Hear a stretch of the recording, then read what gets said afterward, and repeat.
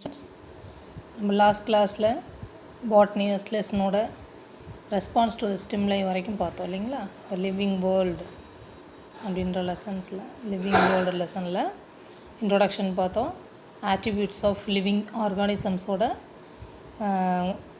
டாபிக்ஸ்ன்னு சொல்லக்கூடிய growth, cellular structure, reproduction, response to the stimuli இதெல்லாம் பார்த்தோம். நெக்ஸ்ட்டு டாபிக் என்ன அப்படின்னா ஹோமியோஸ்டாட்டஸ், property of self-regulation and tendency to maintain a steady state within the external environment which is liable to change is called homeostasis. அதாவது என்விரான்மெண்ட்டுக்கு தகுந்த மாதிரி பாடியோட கண்டிஷனை மாற்றிக்கிறதுக்கு பேர் ஹோமியோஸ்டாட்டஸ். சரிங்களா. இப்போ டெம்பரேச்சராக இருக்கலாம். இப்போ நமக்கு பார்த்தோம்னா குளிர்காலத்தில் அதிகமாக கோல்டாக இருக்கும். நம்ம வெயில் காலத்தில் பார்த்தோம்னா அதிகமாக ஹீட் அதிகமாக இருக்கும். ஸோ இந்த மாதிரி டைம்லலாம் நம்ம பிளட்டோட இது லெவல் அதாவது ஹீட் எப்பயுமே என்ன ஆகிறதில்ல, சேஞ்ச் ஆகிறதில்ல இல்லைங்களா. பாடி டெம்பரேச்சர் சேஞ்ச் ஆகுது. ஃபார் எக்ஸாம்பிள் நம்மளுடைய நார்மல் பாடி டெம்பரேச்சர் அப்படின்னு பார்த்தோம்னா 98.4 to 98.6. இந்த 98.4 to 98.6 அப்படின்ற பாடி டெம்பரேச்சர் அவன் வின்டர் சீசனாக இருந்தாலும் சரி, சம்மர் சீசனாக இருந்தாலும் சரி எப்படி இருக்குன்னா சேமாக இருக்கும். It cannot change. அந்த ஸ்டாட்டஸை தான் நம்ம என்னென்னு சொல்லுவோம்னா ஹோமியோஸ்டாட்டஸ். அதாவது பாடி டெம்பரேச்சர் என்விரான்மெண்ட்டுக்கு தகுந்த மாதிரி மாற்றம் அடையிறது இல்லை. ஏன்னா நம்ம ஹோமியோதெர்மிக் அனிமல்ஸ் இல்லைங்களா. ஹோமியோதெர்மிக் அனிமல், போகிலோதெர்மிக்ஸ் அனிமல். ஸோ அந்த ரெண்டும் நம்ம லாஸ்ட் இயர் பார்த்தோம் இல்லைங்களா. ஸோ அதனால் அந்த என்விரான்மெண்ட்டுக்கு தகுந்த மாதிரி நம்ம மட்டும் கிடையாது, அனிமல்ஸோட பாடியும் அதோட என்விரான்மெண்ட்டுக்கு தகுந்த மாதிரி என்ன பண்ணிக்கோன்னா தன்னோட பாடியை மெயின்டைன் பண்ணிக்கும். அதுக்கு பேர் தான் homeostasis. It is essential for the living organisms to maintain internal conditions to survive in the environment. So இன்டர்னலில் நம்ம பாடிக்குள்ளே இருக்கக்கூடிய எல்லா ஆர்கான்ஸும் அதோட கண்டிஷன்ஸை எப்படி வச்சுக்கோன்னா ஸ்டாண்டர்டாக வச்சுக்கும். என்விரான்மெண்ட் மாறுதுன்றனால அது மாறுறதும் கிடையாது. என்விரான்மெண்ட்டோட சேஞ்சஸுக்கு தகுந்த மாதிரி உள்ளே இருக்கிற ஆர்கன்ஸ் சேஞ்ச் ஆகிறது கிடையாது அதோட status.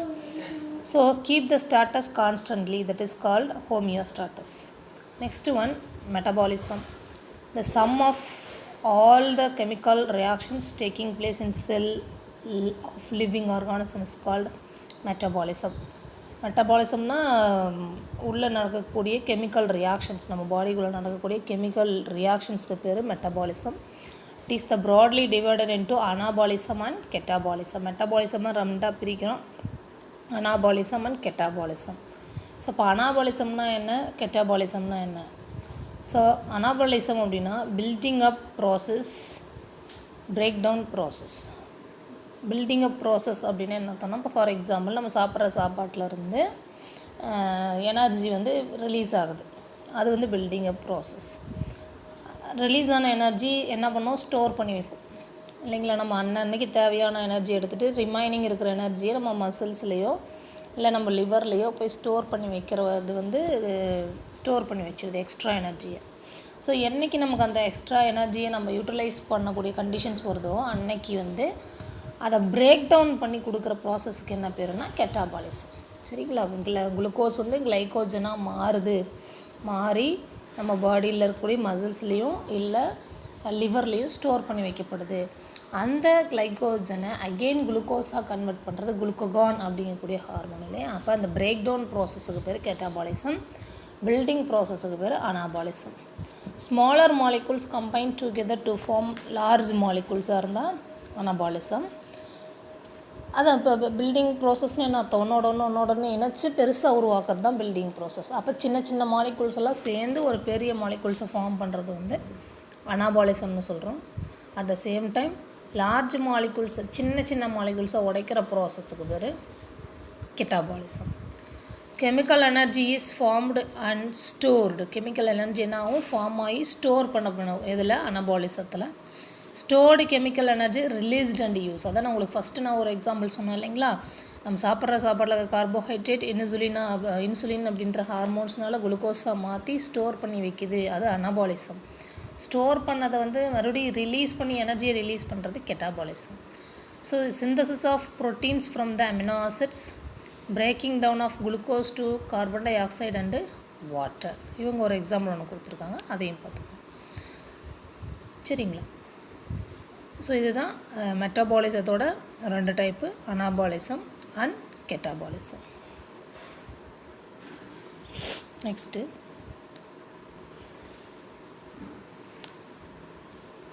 movement, nutrition, respiration and excretions are also considered as the property of living things.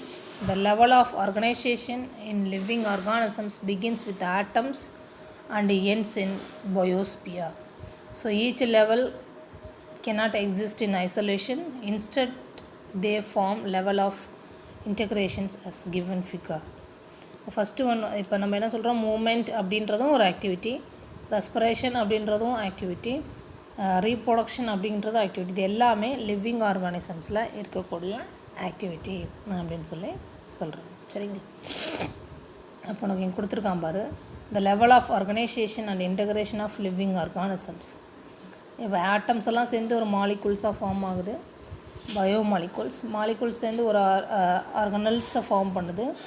Organelles வந்து ஒரு லிவிங் செல்ஸை ஃபார்ம் பண்ணுது. லிவிங் செல்ஸ் எல்லாம் சேர்ந்து ஒரு டிஷ்யூஸ் எல்லாம் சேர்ந்து ஒரு ஆர்கன்ஸ் எல்லாம் சேர்ந்து ஒரு ஆர்கன் சிஸ்டம்லாம் சேர்ந்து ஒரு individual organism, population, community, ecosystem and biosphere. இதான் வந்து ஒரு இது வந்து லிவிங் திங்ஸு ப்ளஸ் என்வான்மெண்ட் சேர்ந்த ஒரு flow chart. Level of organisation and integration of living organisms. சரிங்களா? இதுதான் இந்த சைட் டாபிக்ஸ் எல்லாத்துலேயுமே நம்ம பார்த்தோம். த லிவிங் வேர்ல்டு அப்படின்ற டாபிக்ஸுக்கு கீழே இருக்கக்கூடிய இந்த metabolism, homeostasis, responsible stimuli, growth, cellular structure, இது எல்லாமே பார்த்தோம். ஸோ இதில் நிறைய லிவிங் திங்ஸ் ஃபஸ்ட்லேருந்து நம்ம இன்ட்ரடியூஸ் பண்ணியிருக்காங்க. ஃபஸ்ட்டு ஒன் என்ன அப்படின்னு சொன்னோம்னா virus is a microbes. Viruses are microbes.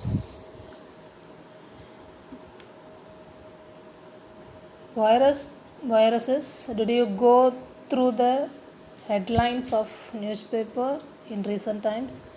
Have you heard of the terms Ebola virus, AIDS virus, SARS virus, H1N1 virus? இப்போ ரீசெண்டாக நம்ம சொல்லக்கூடிய கொரோனா வைரஸ். ஸோ எல்லாமே பார்த்தோம்னா viruses mostly it will be give disease. சரிங்களா? இது வந்து எப்பயுமே நமக்கு வந்து இப்போ பாக்டீரியா எடுத்துட்டோம்னா பெனிஃபிஷியல் பாக்டீரியா, ஹார்ம்ஃபுல் பாக்டீரியான்னு இருக்குது. பட் வைரஸஸில் மோஸ்ட்லி எல்லாமே என்னென்னா ஹார்ம்ஃபுல் தான். So they are a serious entities which are consider as a biological puzzles. இது ரொம்ப முக்கியமான கொஷின் கேட்பான். வைரஸஸை ஏன் பயாலஜிக்கல் பசில்ஸ் அப்படின்னு சொல்கிறோம் அப்படின்னு சொன்னால், அது வந்து செல்லுக்கு உள்ள லிவிங் திங்ஸாகவும் செல்லுக்கு வெளியில் வந்து அவன் நான் லிவிங் திங்ஸாகவும் ஆக்ட் ஆவான். ஸோ அவனை வந்து அவன் லிவிங் திங்ஸாக நான் லிவிங் திங்ஸாக அப்படின்னே நம்மளால் ஒரு கன்ஃபர்மேஷனுக்கு சொல்ல முடியாதனால அவனை நம்ம என்னென்னு சொல்லுவோம்னா பயாலஜிக்கல் பசில்ஸ் அப்படின்னு சொல்லுவோம். சரிங்களா? அது ஒரு இம்பார்ட்டன்ட் கொஷினு, அதை பார்த்துக்கோங்க. Why the viruses are called as a biological puzzles அப்படின்னு கேட்பான். Because viruses have both character, living character and non-living character. Inside the cell their characters is living. Outside of the cell it is act as a non-living. Okay, so cause diseases in men, they are called viruses. They have learned also the attributes of living world in the previous chapter. Now we shall discuss about viruses which connect the living and non-living world. The word viruses is derived from Latin meaning poison. Viruses அப்படின்னா அதோட Latin மொழியில் அதோட meaning என்னென்னா poison. Viruses are submicroscopic obligate intracellular parasites. Intracellular parasitesனால் செல்லுக்குள்ளே வாழக்கூடிய parasites. செல்லை விட்டு வெளியே வந்ததுன்னா அது வந்து நான் லிவிங் திங்ஸான கேரக்டர்ஸை அடாப்ட் பண்ணிக்கும். செல்லுக்குள்ளே இருக்க வரைக்கும் அதனால் மல்டிப்ளை ஆகக்கூடிய கெப்பாசிட்டி வச்சுருக்கு. They have nucleic acid core surrounded by protein coat. Viruses in their native state contain only a single type of nucleic acid, maybe either DNA or RNA. அதோட genetic material, வைரஸோட genetic material ஒன்று டிஎன்ஏவாக இருக்கலாம், இல்லை ஆர்என்ஏவாக இருக்கலாம். So இந்த study of வைரஸை பற்றி படிக்கக்கூடிய அறிவியலுக்கு என்ன பேர் அப்படின்னா வைராலஜி. சரிங்களா? வைரஸை பற்றி படிக்கக்கூடிய சயின்ஸுக்கு என்ன பேருனா வைராலஜி. இதில் வந்து உனக்கு மைல் ஸ்டோன்ஸ் கொடுத்துருக்கான், யார் யார் வைரஸை பற்றி கண்டுபிடிச்சாங்க அப்படின்னு சொல்லி. அது நீங்கள் வந்து ஒரு ஜஸ்ட் ஒரு ரீட் அவுட் கொடுத்தீங்கன்னாவே போதும். அதை பற்றி இதாக படிக்க வேண்டாம். கொஞ்சம் அது எந்தெந்த இயரில் எந்தெந்த சயின்டிஸ்ட்டு என்னென்ன வைரஸை கண்டுபிடிச்சாங்க அப்படின்னு மட்டும் நான் கொடுத்துருப்பாங்க, அது பார்த்துக்கோங்க. அடுத்து size and shape. Viruses ultra microscopic particles. They are smaller than bacteria and their diameter range from 20 to 300 nanometer. ஒரு நானோமீட்டர்னா 10⁻⁹. அதை அண்டர்லைன் பண்ணிக்கோங்க. Bacteria phage measures about 10 to 100 nanometer in size. The size of TMP, tobacco mosaic virus அப்படின்னு சொல்லக்கூடிய TMP virus 300 into 20 nanometer. Generally, viruses are of 3 types based on the shape and symmetry. They are cuboidal symmetry, adenovirus, herpes virus ரெண்டும். Helical symmetry அப்படின்னா நம்ம அதோட structure இல்லைங்களா, cuboidal symmetry, helical symmetry, complex or typical symmetry, atypical symmetry. So cuboidal symmetry example adenovirus, helical symmetry example influenza virus or TMP virus. Complex or atypical அப்படின்னா example பாக்டீரியோபேஜுங்கிறனால அது ஒரு bacteria கிடையாது, it is a virus. சரிங்களா? பாக்டீரியாவே கொள்ளக்கூடிய ஒரு virus, வாக்சினா virus. So இல்லை வைரஸுக்கு வந்து நான் ஏற்கனவே சொன்னேன், virus called as a biological puzzle. Living திங்ஸும் வச்சுருக்கோம், நான் லிவிங் திங்ஸும் வச்சுருக்கோம். ஸோ அப்போ என்னென்ன லிவிங் கேரக்டர் அதுகிட்ட இருக்குது, என்னென்ன நான் லிவிங் கேரக்டர் அதுகிட்ட இருக்குது அப்படின்னு சொல்லி பார்த்தோம்னா, லிவிங் கேரக்டர்ஸ்ன்னு பார்த்தோம்னா presence of nucleic acid and protein. நம்மளுக்கெல்லாம் செல்லுக்குள்ளே இருக்கிற மாதிரி நியூக்ளிக் ஆசிட் அப்படின்னு சொல்லக்கூடிய டிஎன்ஏ, ஆர்என்ஏ அது இருக்குது. ப்ரோட்டீன் கோட் அதை சுற்றி இருக்குது. கேப்பபிள் ஆஃப் மியூட்டேஷன், அதோட பாடி அதோட செல்லில் வந்து இருக்கக்கூடிய குரோமோசோமில் மியூட்டேஷன் நடக்க சான்சஸ் இருக்குது. Ability to multiply within the செல்லுக்குள்ளே வந்து அது மல்டிப்ளை ஆகிற கெப்பாசிட்டி இருக்குது, பெருக்கம் அடையக்கூடிய தன்மையை வச்சுருக்கு. Able to infect and cos disease in the living beings, அது செல்லுக்குள்ளே போனோடனே அது யாரோட பாடிக்குள்ளே போச்சோ அவங்களுக்கு வந்து நோயை ஏற்படுத்தக்கூடிய கெப்பாசிட்டி வச்சுருக்கு. Next show irritability, host specific, ஹோஸ்ட்டுக்குள்ளே ஸ்பெசிஃபிக்காக இருந்து இன்னொரு ஹோஸ்ட்டுக்குள்ளே ட்ரான்ஸ்ஃபர் ஆகிற கெப்பாசிட்டி வச்சுருக்கு. ஸோ இதெல்லாம் வந்து லிவிங் கேரக்டர்ஸ். நான் லிவிங் கேரக்டர்ஸ் அப்படின்னு சொல்லி பார்த்தோம் அப்படின்னா கேன் பி கிறிஸ்டலைஸ்டு, அதை வந்து துகள்களாக நம்மளால் உடைக்க முடியும். ஆப்சன்ஸ் ஆஃப் மெட்டபாலிசம், நம்மளுக்கு நடக்கிற மாதிரி இந்த மெட்டபாலிசம்லாம் நம்ம சொன்னோம் இல்லைங்களா, chemical reactions present in the body, அதுதான் மெட்டபாலிசம். அது இதோட பாடியில் இல்லை. Inactive outside of the host, செல்லுக்கு வெளியில் இருக்கும்போது அது வந்து ஆக்டிவாகவே இருக்காது, இன்ஆக்டிவாக இருக்கும். Do not show functional autonomy, அது வந்து வெளியில் இருக்கும் பொழுது அந்த ஃபங்க்ஷனே ஆகாது, அப்படியே ஸ்டாச்சு மாதிரி அப்படியே தான் இருக்கும். So energy producing enzymes system is absent. நமக்கு எப்படி எனர்ஜி ப்ரொடியூசிங் என்சைம் சிஸ்டம் இருக்கோ அந்த மாதிரி என்சைம்ஸ் எல்லாம் அதோட பாடியில் கிடையாது. ஒன்லி டிஎன்ஏ இல்லைனா ஆர்என்ஏ, அதை சுற்றி ஒரு ப்ரோட்டீன் கோட்டு, அவ்வளோதான் இருக்கும் அதோட செல்லில். ஸோ இது வந்து இம்பார்ட்டண்ட்டாக பார்த்துக்கணும். லிவிங் கேரக்டர்ஸ் என்னென்ன, நான் லிவிங் கேரக்டர்ஸ் என்னென்ன அப்படின்னு சொல்லி நீங்கள் அதை இம்பார்ட்டண்ட்டாக பார்த்துக்கணும்.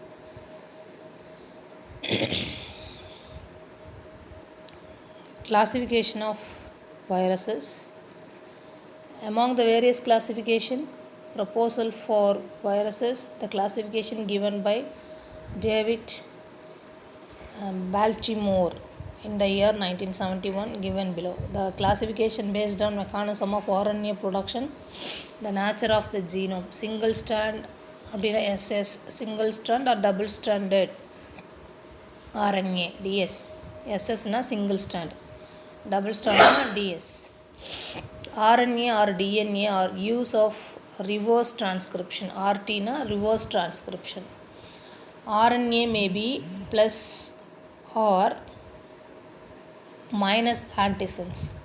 Viruses are classified into 7 classes.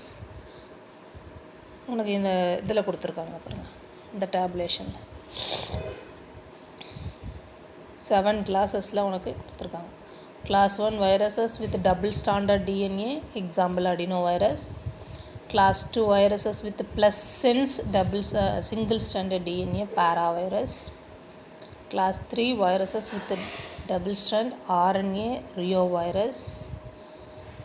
Viruses with plus sense single strand RNA, togovirus. Class 5 viruses with minus sense single strand RNA, rhabdovirus. So இந்த மாதிரி உனக்கு ஏழு வைரஸ் கொடுத்துருக்கான். 7 கிளாஸ் வைரஸை மட்டுமே 7 கிளாஸாக பிரிச்சிருக்கான். பேஸ்ட் ஆன் டபுள் ஸ்டாண்ட் டிஎன்ஏவா, சிங்கிள் ஸ்டாண்ட் டிஎன்ஏவா, ப்ளஸ் சென்ஸ் வச்சுருக்குமா, மைனஸ் சென்ஸ் வச்சுருக்குமா அப்படின்றத பேஸ் பண்ணியே அவனை என்ன பண்ணியிருக்காங்கன்னா 7 கிளாஸாக பிரிச்சிருக்காங்க. சரிங்களா? Next viral genome. வைரஸில் இருக்கக்கூடிய ஜீனோம் என்ன அப்படின்னு சொல்லி பார்த்தோம்னா டிஎன்ஏவாக இருக்கலாம், இல்லைனா ஆர்என்ஏவாக இருக்கலாம். Nucleic acid maybe in linear or circular, நீள்வாக்கில் இருக்கலாம் நியூக்ளிக் ஆசிட், இல்லைனா ரவுண்டாக சர்க்குலராக இருக்கலாம். Generally nucleic acid present as a single unit. But tumour வைரஸ்க்கு மட்டும், அதாவது கேன்சரை காஸ் பண்ணக்கூடிய வைரஸ்க்கு மட்டும் and influenza virus found segments. எப்படி இருக்குன்னா செக்மெண்ட்ஸாக ப்ரெசென்ட் ஆகிருக்கும் நியூக்ளிக் ஆசிட்ஸ். ஒன்று ஒரு சின்ன கோடு மாதிரி இருக்கும், இல்லை அப்படின்னா ஒரு ரவுண்டு சர்க்கிளாக பாக்டீரியாவில் நம்ம பிளாஸ்மிட் பார்ப்போம் இல்லையா, அந்த மாதிரி ரவுண்டாக இருக்கும். ஆனால் நம்ம கேன்சர் காஸ் பண்ணக்கூடிய வைரஸ்க்கு மட்டும் எப்படின்னா செக்மெண்ட்ஸாக இருக்கும், கட்டுக்கட்டாக இருக்கிற மாதிரி செக்மெண்ட்ஸாக இருக்கும். ஆர்என்ஏ இல்லைனா DNA. The viruses possessing DNA are called deoxy virus. வைரஸில் இருக்கக்கூடிய டிஎன்ஏக்கு என்ன பேருனா டியாக்சி வைரஸஸ். வைரஸ் ஆர்என்ஏவாக இருந்துச்சுன்னா ரிபோ வைரஸஸ். இப்போ ஒரு வைரஸ்க்கு டிஎன்ஏ இருந்துச்சுன்னா அவனை வந்து நம்ம டியாக்சி வைரஸ் அப்படின்போம். இல்லை ஒரு வைரஸ்க்கு ஆர்என்ஏ ஜெனட்டிக் மெட்டீரியல் இருந்துச்சுன்னா ரிபோ வைரஸஸ் அப்படின்னு சொல்லுவோம். So majority of animal and bacterial viruses are DNA virus. HIV அதை அண்டர்லைன் பண்ணிக்கோங்க. மெஜாரிட்டி ஆஃப் வைரஸ் வந்து எப்பயுமே டிஎன்ஏ ஜெனட்டிக் மெட்டீரியல் வச்சுருக்கான். கொஞ்சம் வைரஸ் தான் ஆர்என்ஏ ஜெனட்டிக் மெட்டீரியல் வச்சுருக்கான். The HIV is the animal virus which possess RNA. AIDS நோயை cause பண்ணக்கூடிய ஹெச்ஐவி வைரஸ் இருக்கு இல்லைங்களா, அதோட ஜெனட்டிக் மெட்டீரியல் மட்டும் என்னென்னா ஆர்என்ஏ. அதோட genetic material RNA. Plant viruses generally contain RNA. Animal virus maximum DNA வச்சுருக்கோம். எக்ஸப்ஷன் பார்த்தோம்னா ஹெச்ஐவி வைரஸ். ஹெச்ஐவி வைரஸில் மட்டும் ஆர்என்ஏ ஜெனட்டிக் மெட்டீரியலாக இருக்கும். ஆனால் பிளான்ட்ஸில் வந்து மோஸ்ட்லி எல்லாமே ஆர்என்ஏ தான் ஜெனட்டிக் மெட்டீரியலாக இருக்கும் வைரஸ்க்கு. பிளான்ட்ஸில் போய் நோயை ஏற்படுத்துது இல்லைங்களா வைரஸ்ஸு, அதில் எல்லாத்துக்குமே ஆர்என்ஏ ஜெனட்டிக் மெட்டீரியலாக இருக்கும். ஒரு சிலதில் மட்டும் டிஎன்ஏ. எது அப்படின்னா காலிஃப்ளவர் மொசைக் வைரஸ். காலிஃப்ளவர் செடியில் நோயை காஸ் பண்ணக்கூடிய அந்த வைரஸுக்கு மட்டும் டிஎன்ஏ ப்ரெசன்ட். அது 2 பாயிண்ட்டுமே நீங்கள் அண்டர்லைன் பண்ணிக்கோங்க. The nucleic acid may be single stranded or double stranded. On the basis of nature of nucleic acid, viruses are classified into 4 categories. Viruses double stranded DNA, single stranded DNA, single stranded RNA, double stranded RNA அப்படின்ற 4 கேட்டகரிஸாக பிரிச்சிருக்காங்க. அது உனக்கு இங்கேயே கொடுத்துருக்காங்க. சரிங்களா? Next. So இப்போது இது வைரஸோட introduction. Next கிளாஸில் வந்து நம்ம வைரஸில் எத்தனை வைரஸ் உனக்கு எக்ஸாம்பிள் கொடுத்துருப்பாங்க அப்படின்னா டொபேக்கோ மொசைக் வைரஸ்ன்னு சொல்லக்கூடிய டிஎம்பி வைரஸ், பாக்டீரியோபேஜ். அடுத்தது வைரஸ் வந்து எப்படி மல்டிப்ளிகேஷன், அது எப்படி ஒரு செல்லுக்குள்ளே போனோன்னா அது எப்படி பெருக்கம் அடையும் அப்படின்ற இதெல்லாம் வந்து உனக்கு நெக்ஸ்ட் கிளாஸில் நம்ம பார்க்கலாம். சரிங்களா? Thank you students. மூஞ்சி பூச்சி அவன்